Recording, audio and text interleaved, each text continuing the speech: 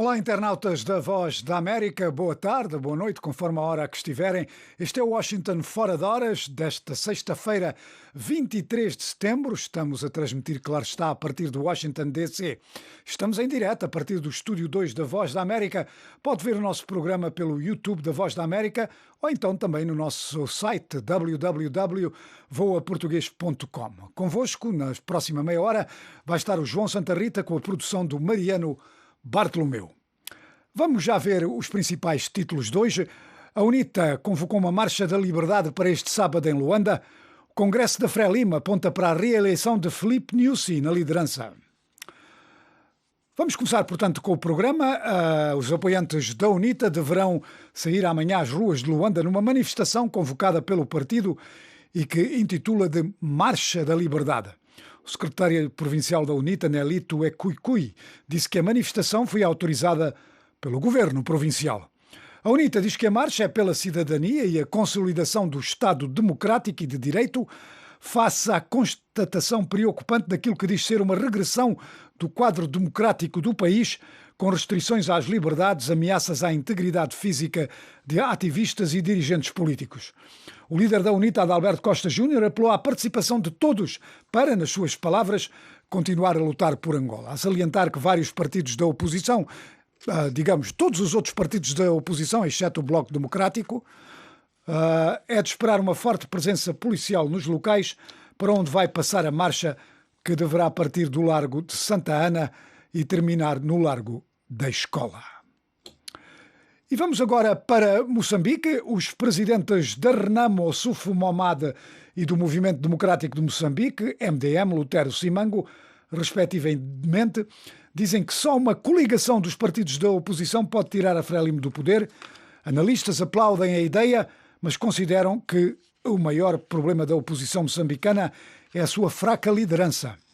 Momad e Simango, queríamos dizer, foram citados pela comunicação social em Climane, na Zambésia, no centro de Moçambique, como tendo manifestado interesse numa coligação para derrotar a Frelimo nas eleições gerais de 2024. O líder da Renamo disse que, e citamos, Moçambique nunca teve alternância. Nós estamos a fazer este acompanhamento para que cheguemos a esta perspectiva da população. Lutero Simango foi citado, por outro lado, como tendo afirmado que não se opõe a uma eventual coligação dos partidos da oposição. África Agora, o espaço de debate que dá voz às tuas preocupações. Envia perguntas e comentários para o WhatsApp da Voz da América, +1 202 251 9466. Especialistas convidados da Voz da América irão comentar com moderação de jornalistas da Voz da América. África Agora, um debate sobre temas atuais da África lusófona, à sexta-feira, na Voz da América. Portanto, no África Agora desta sexta-feira vamos ter um especial sobre a Assembleia Geral das Nações Unidas com o Álvaro Lugero de Andrade, o nosso colega que está em Nova Iorque a cobrir este evento. Portanto, não se esqueça, é às 17 horas de São Tomé e Príncipe, 18 de Angola, 19 de Moçambique, em direto no website da Voz da América, no Facebook, YouTube, o nosso África Agora. Vamos agora para Moçambique para falar de uma questão de transportes públicos que tanta importância têm. A compensação e atribuição de subsídios aos transportadores semicoletivos, vulgo chapas, está a ser moroso. 3 meses depois do anúncio da existência de 50 milhões de dólares para o efeito, a serem aplicados durante 6 meses, apenas menos de metade dos cerca de 1.700 operadores foram compensados e a burocracia no processo de licenciamento é apontada como estando na origem desta situação.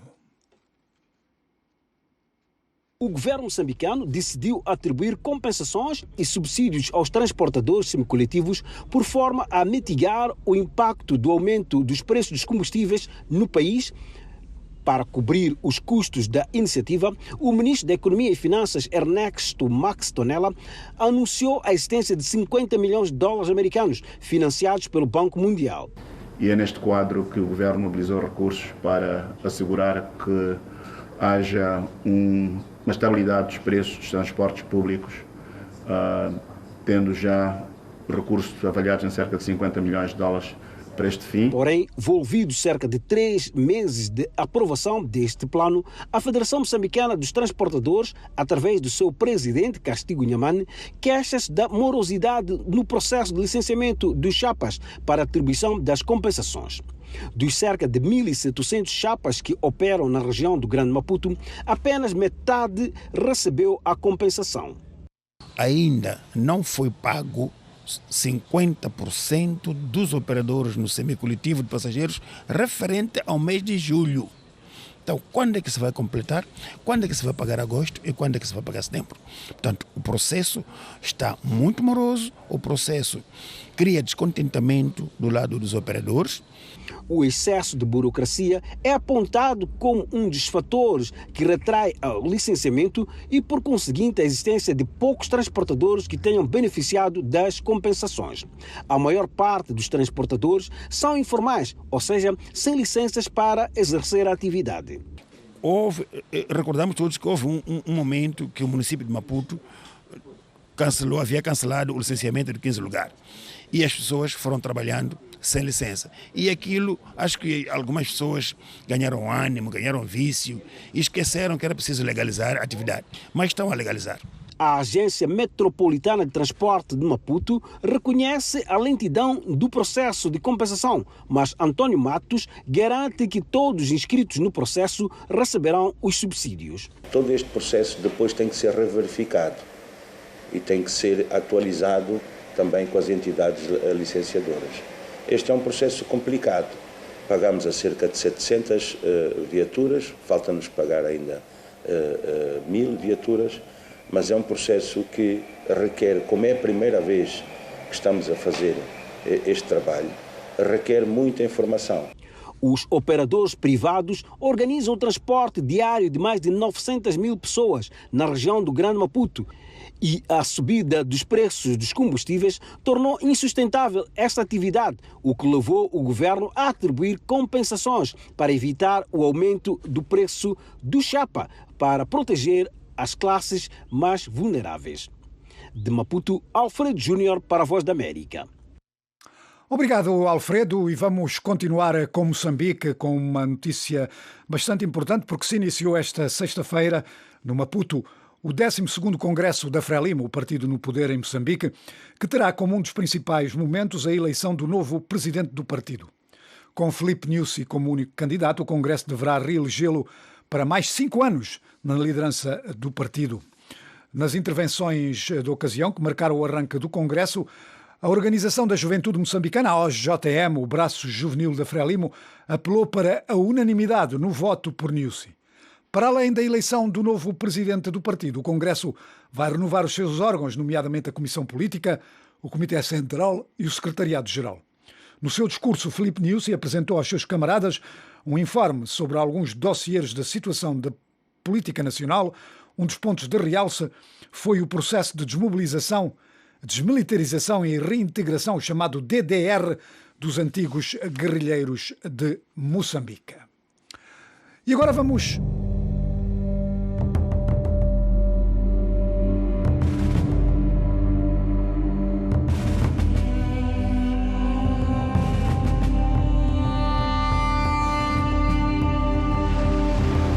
Sedang kumpa nafasi kwamba arudi, Allah subhanahu wa ta'ala hajirudi.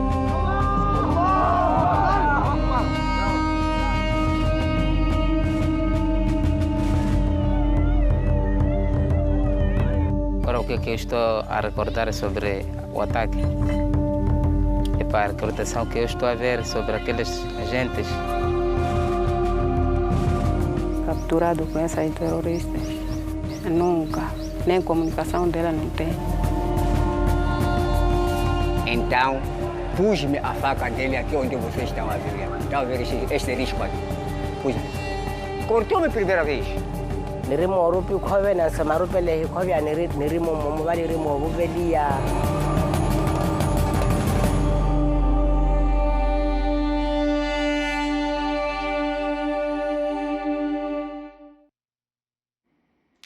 Portanto, nosso documentário sobre o norte de Moçambique, onde está a decorrer uma guerra com rebeldes islâmicos e que desde 2017 matou muitas centenas de pessoas e deslocou milhares. A Voz da América esteve lá, ouviu testemunhos de terror, experiências incontáveis.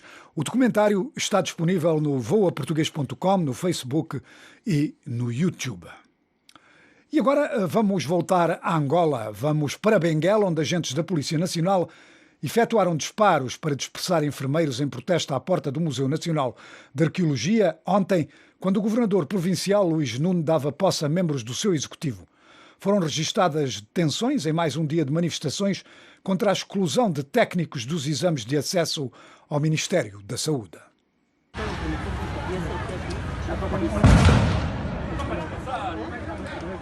Nuvens de fumo são o resultado de tiros de dispersão efetuados para o ar. No interior de um museu requalificado, Luís Nunes acabava de fechar um discurso em que colocou o acento tônico nos problemas do povo. Horas antes, barricada numa via pública, de frente à TV Zimbo. Até ambulâncias com pacientes a caminho do hospital tiveram de parar.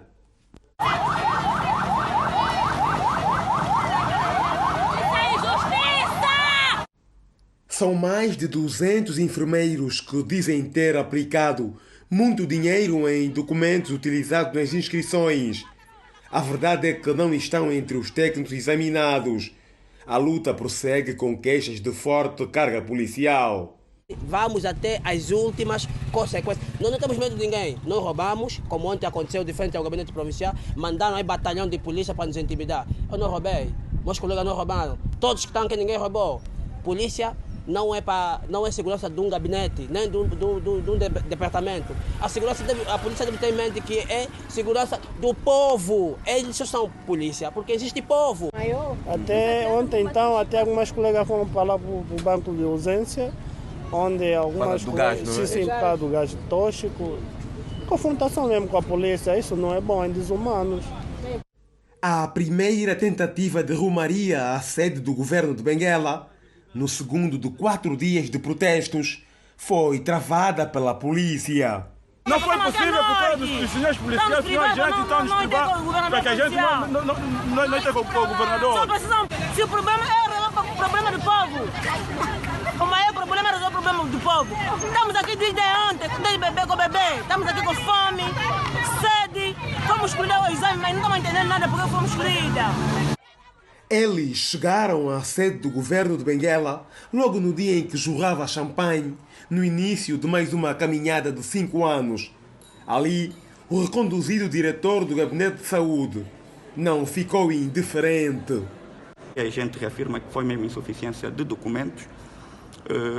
Temos um número grande de reclamações de pessoas que escreveram agora para o Gabinete Provincial da Saúde, mais de 1000 processos, em que os candidatos tentam colocar a sua inscrição, tanto mais com a carteira profissional emitida agora no mês de setembro. Não é possível, já é extemporâneo. Portanto, o concurso tem que andar, não pode parar. Porque senão é a mesma coisa, nos dá nosso dinheiro, nossos 14.340, vamos pegar, vamos cada um na sua casa, assim ficamos descansados. Agora, nós não vamos assumir a responsabilidade dos nossos parceiros sociais, das ordens. Portanto, os médicos pagam as suas cotas na ordem dos médicos, têm estatutos próprios e procedimentos próprios.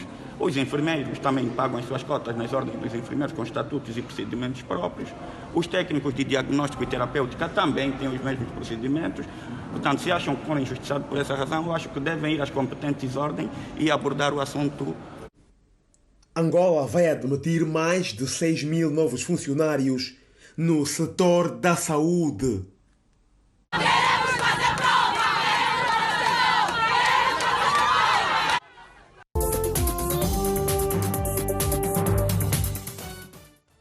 Essa reportagem, portanto, com o nosso correspondente em Benguela, João Marcos. Agora vamos continuar com Angola e agora com o Teodoro Albano na Huila, com olhos colocados na integração social. Portadores de deficiência visual, auditiva e psicológica na Huila apelam para mais atenção do governo e da sociedade civil. Membros da União Nacional de Inclusão Social de Cegos e Amblíopes de Angola, na Huila, pedem ao novo governo ações mais ousadas para facilitar a sua reintegração social. Uma destas ações, de acordo com o presidente do Conselho Fiscal da Unisca, podia começar com a abertura ao diálogo para escutar as principais preocupações dos associados. O cego está totalmente perdido e sente um peso que o mundo está por cima daquele cego. Porque não tem nenhuma noção. Ele não consegue ler, não consegue fazer nenhumas imaginações. Mas hoje, para aqueles que já têm o Braille, já conseguem imaginar que a Ásia, o continente da Ásia está constituído assim. O continente da Europa, americano, a África está constituído assim, porque já tem alguma coisa que ele consegue entender. E é isso que nós queremos colocar a nível nacional. A instituição, que recebe vários associados, conta com uma escola do ensino geral, com alunos com necessidades educativas especiais. Para a organização, a educação é fundamental para despertar os invisuais. Um dos professores que se dedica a transmitir conhecimentos, sobretudo do Braille, e trabalha como eventual, fala do desafio de lecionar este grupo social.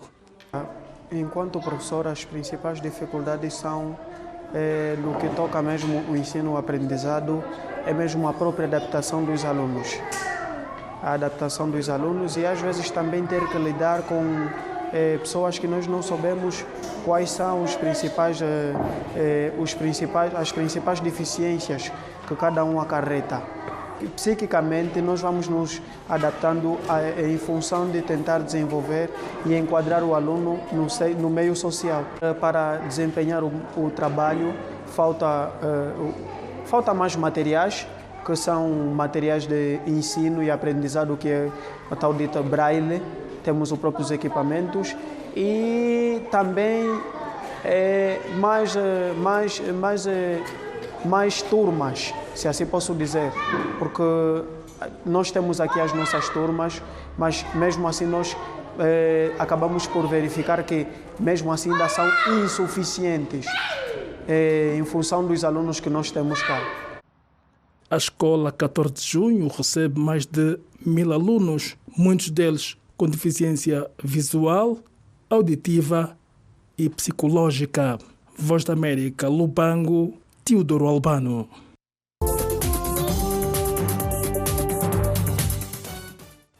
E da África vamos agora para o Médio Oriente. Um polícia israelita fora de serviço matou a tiro um palestiniano que esfaqueou 2 motoristas israelitas na quinta-feira, disseram as autoridades. De acordo com notícias dos mídias, o incidente ocorreu num cruzamento perto da cidade de Modin, numa grande autoestrada no centro de Israel que atravessa a Cisjordânia.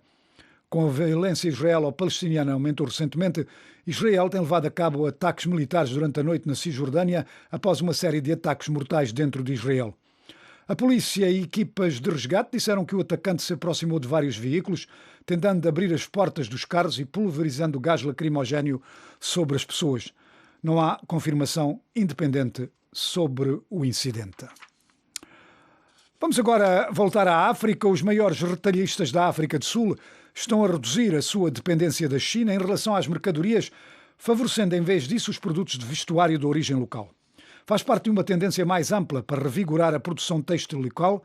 Os retalhistas interrogam-se, no entanto, se a indústria nacional poderá responder a novas exigências. A bandeira sul-africana aparece cada vez mais nas etiquetas em peças de vestuário nas principais cadeias retalhistas de todo o país. É um esforço para reforçar o setor do vestuário e têxtil do país. Mais de metade dos textos vendidos pelos retalhistas sul-africanos são importados do estrangeiro. De acordo com o governo, e quase 60% dessas importações vêm da China. Os retalhistas que subscrevem o plano diretor do governo para apoiar as empresas locais dizem que há mais benefícios do que apenas a criação de emprego. Ezel Pillay, da Pick n Pay. Ser capaz de ter o produto fabricado localmente significa que pode realmente responder ao que o cliente precisa de forma mais eficiente, que é realmente o que qualquer retalhista quer. Avançar para uma resposta mais rápida. A Pick n Pay Clothing está entre os retalhistas que aumentam o seu fornecimento de produtos de origem local de 28% em 2019 para 40% atualmente. A mudança está agora a ganhar ímpeto em resultado das perturbações do comércio global devido à pandemia do coronavírus e do desemprego recorde. Katekane Moreko é um jovem designer recrutado para ajudar no esforço. Deu-me muita atenção e deu-me muita publicidade. Nos tempos em que vivemos, quando há uma taxa de desemprego muito elevada, penso que terá um impacto muito grande que criará mais empregos para todas as gerações. for all generations. Moneco estima que a sua colaboração com a Pick n Pay em 2020 criou cerca de 1000 empregos, desde o fabrico até o marketing digital. É isso que o governo sul-africano quer ver, com o objetivo de 121 mil novos postos de trabalho testas até 2030. Mas os retalhistas dizem que será necessário investir na formação de competências e no apoio aos empresários. Antes dos anos 2000, sim, as competências estavam prontamente disponíveis. E à medida que se deslocava para a China, o investimento no desenvolvimento de competências, o investimento em maquinaria, tudo desapareceu. Mas penso que se analisarmos onde está o negócio local dentro de mais 10 anos, vamos certamente assistir a uma recuperação em algum desse estilo de produto a ser fabricado localmente. Esse crescimento é necessário, uma vez que o retalhista pretende ter 60% de todos os produtos têxteis de origem local nos próximos 5 anos. Economistas como Doyle Brute advertem que o estabelecimento de quotas e alvos por si só não será suficiente para reconstruir a indústria. Eu penso que o que é preciso fazer, se quisermos mais investimentos em têxteis e mais localização em têxteis ou em qualquer indústria, é que o governo se torne mais eficiente, como, por exemplo, certifique-se de que as infraestruturas funcionam corretamente, certifique-se de que é seguro investir na África do Sul, coisas do género. Os cortes regulares de energia e os caminhos de ferro em decomposição estão a impedir os fabricantes locais de produzir e transportar mercadorias. Existem outras barreiras práticas que impedem de reduzir o desequilíbrio comercial de 3 mil milhões de dólares entre a China e a África do Sul. Tenha em mente que eles têm economias de escala. A África do Sul, em comparação com a China, é um país relativamente pequeno. Portanto, penso que não será possível para nós competir realmente em grande escala. Mas para os criadores e início da atividade, mesmo um pequeno impulso na indústria local dá esperança de sucesso no futuro.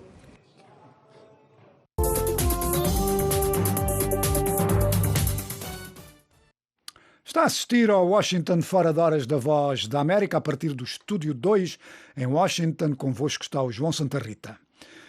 A Arábia Saudita anunciou o lançamento de um programa de formação espacial para o espaço, não é especial, espacial, no próximo ano. E esse programa inclui uma mulher na tripulação. O programa, apoiado pelo príncipe herdeiro da Arábia Saudita, Mohammed bin Salman, também apela a uma maior integração das mulheres na força de trabalho. O reino muçulmano está a seguir um programa de desenvolvimento científico e tecnológico como parte do seu chamado Plano Visão 2030 para impulsionar a economia e reduzir a sua dependência do petróleo. O príncipe saudita, Sultão bin Salman, piloto da Força Aérea e meio-irmão do príncipe herdeiro, fazia parte da tripulação de 7 membros da missão Discovery da Agência Espacial Americana, a NASA, em 1985. Antes de ser nomeado conselheiro do rei Salman, no ano passado, bin Salman serviu como chefe da Comissão Espacial Saudita a partir de 2018. E agora vamos para Lisboa, capital portuguesa. Terminou na semana passada a exposição de artes plásticas da Guiné-Bissau, inaugurada no passado dia 23 de junho. A organização partiu da Associação de Escritores da Guiné-Bissau e da UCLA. Bissau e Lisboa estiveram conectadas durante 3 meses através da expressão máxima da arte guinense. Quadros e esculturas de artistas da Guiné coloriram o salão da exposição da UCLA, União das Cidades Capitais da Língua Portuguesa. Uma iniciativa que foi coberta de conteúdos recolhidos pela Associação dos Escritores da Guiné-Bissau e que permitiram transmitir diferentes mensagens de sentimentos de artistas guinenses. Apresentar uma Guiné-Bissau diferente, uma Guiné-Bissau positiva, uma Guiné-Bissau que valoriza a sua cultura, uma Guiné-Bissau que sabe viver na irmandade e na fraternidade, que está aqui perfeitamente plasmada nestes trabalhos, em que tem trabalhos de vários grupos étnicos, de várias comunidades, com as suas origens, os seus toques, sonoridades, tonalidades, tudo realmente que faz a Guiné-Bissau que nós ambicionamos.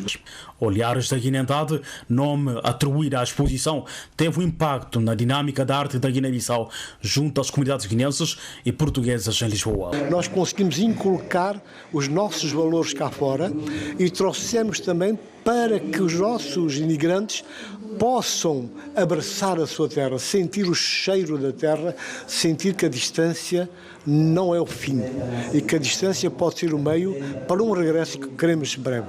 Pelo que podemos ver e ouvir, não há como ignorar o interesse da assistência sobre o significado dos quadros e das esculturas. Observando ao fundo a criatividade destes artistas, conseguimos entender a mensagem, conseguimos ver aquilo que o artista quer nos falar. E com isto pode mudar um país, pode desenvolver um país, porque a arte é a base de tudo. Unidos não só pela bandeira e pelo hino, há quem também esteve nesta exposição para sentir a presença espiritual de um pai e autor de um dos quadros da exposição. É o caso de Midley Monteiro, que não conseguiu guardar a emoção de poder ter contato com seu progenitor através da imagem pintada num dos quadros. Para mim, este quadro é um quadro do meu pai, então volta a ser um reencontro. Desde a guerra nunca mais tinha visto o quadro, sabia que estava na posse do Tony, então quando ele me convidou para assistir isto foi como eu disse, um reencontro